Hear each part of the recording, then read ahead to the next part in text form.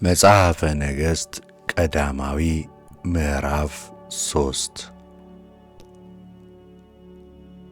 ሰሎሞንም ለግብፅ ንጉሥ ለፈርዖን አማች ሆነ። የፈርዖንንም ልጅ አገባ። ቤቱንም የእግዚአብሔርንም ቤት በኢየሩሳሌም ዙሪያ ያለውን ቅጥር ሰርቶ እስኪፈጽም ድረስ ወደ ዳዊት ከተማ አምጥቶ አስገባት። እስከዚያም ቀን ድረስ ለእግዚአብሔር ቤት አልተሠራም ነበርና ሕዝቡም በኮረብታ ላይ ይሰዋና ያጥንም ነበር። ሰሎሞንም እግዚአብሔርን ይወድ ነበር፣ በአባቱም በዳዊት ሥርዓት ይሄድ ነበር።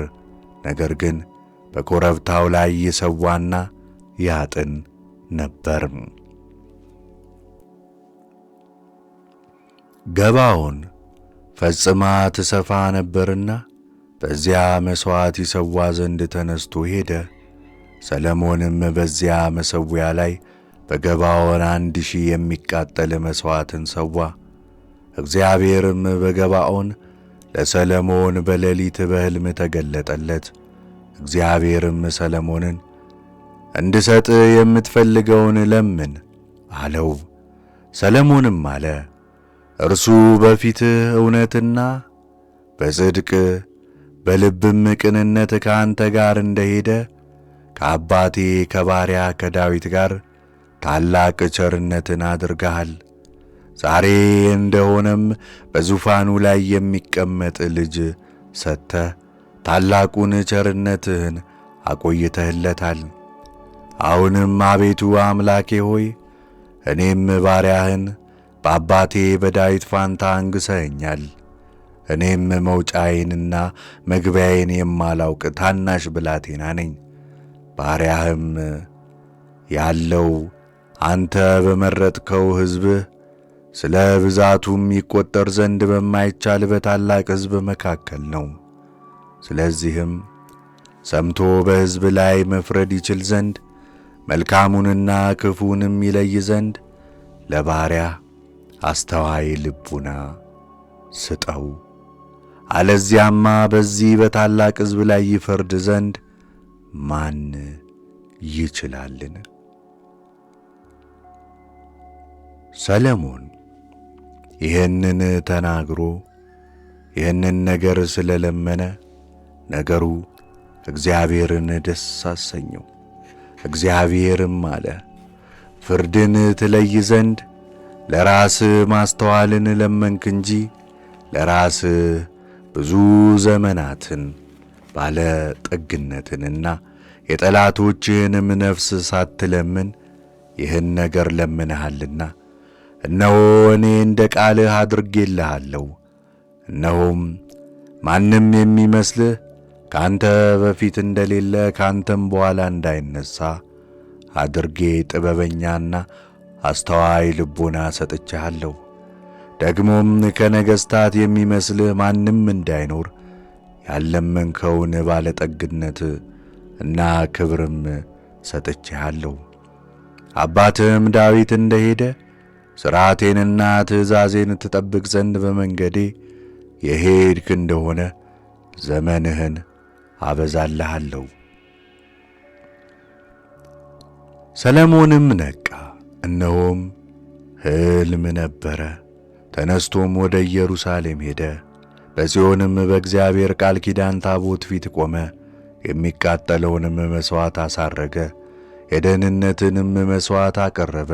ለአገልጋዮቹም ሁሉ ታላቅ ግብዣን አደረገ።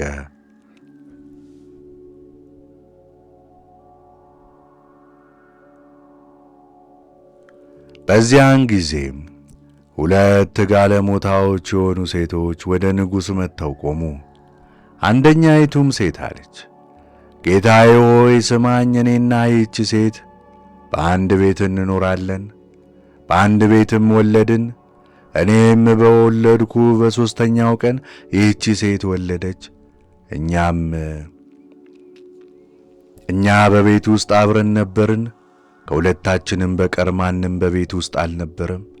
እርሷም በላዩ ስለተኛችበት የዚህች ሴት ልጅ በሌሊት ሞተባት። እርሷም በእኩለ ሌሊት ተነስታ እኔ አገልጋዬ ተኝቼ ሳለሁ ልጄን ከብብቴ ወሰደች፣ በብብቷም አስተኛችው። የሞተውንም ልጇን በእኔ ብብት አስተኛችው። ልጄንም አጠባ ዘንድ በማለዳ ብነሣ ያን የሞተውን ልጅ አገኘሁ። ነገር ግን ብርሃን በሆነ ጊዜ ተመለከትኩት፣ እነሆም የወለድኩት ልጄ አልነበረም። ሁለተኛይቱም ሴት አይደለም፣ ደነኛው የእኔ ልጅ ነው አለች። የሞተው የአንቺ ልጅ ነው እንጂ አለቻት። እንዲሁም በንጉሥ ፊት ይነጋገሩ ነበር። በዚያ ጊዜ ንጉሡ አንቺ ደነኛው የእኔ ልጅ ነው፣ የሞተውም የአንቺ ልጅ ነው ትያለሽ፣ አንቺም አይደለም የሞተው የአንቺ ልጅ ነው፣ ደነኛው የእኔ ነው ትያለሽ አላቸው። ንጉሡም ሰይፍን አምጡልኝ አለ። እነርሱም ወደ ንጉሡ ሰይፍ አመጡ። ንጉሡም ደነኛውን ሕፃን ለሁለት ቆርጣችሁ ለአንዲቱ አንዱን ክፍል ለሁለተኛይቱ ሁለተኛውን ክፍል ስጧቸው አለ። ደነኛውም ሕፃን የነበራት ሴት አንጀቷ ስለ ልጇ ታውኳልና ጌታዬ ሆይ አይደለም፣ ደነኛውን ለእርሷ ስጣት እንጂ መግደልስ አትግደሉት ብላ ለንጉሡ ተናገረች። ያችኛይቱ ግን አካፍሉን እንጂ ለእኔም ለእርሷም አይሁን አለች። ንጉሡም መልሶ እንዲህ አለ፣ ለእርሷ ስጧት እንጂ መግደልስ አትግደሉት ላለችው ሴት ስጧት፣ እናቱ እርሷ ናትና። ንጉሡም የፈረደው ፍርድ እስራኤል ሁሉ ሰሙ። ፍርድን ለማድረግ እግዚአብሔር ጥበብ በእርሱ ላይ እንደነበረ አይተዋልና ከንጉሡ ፊት የተነሣ ፈሩ።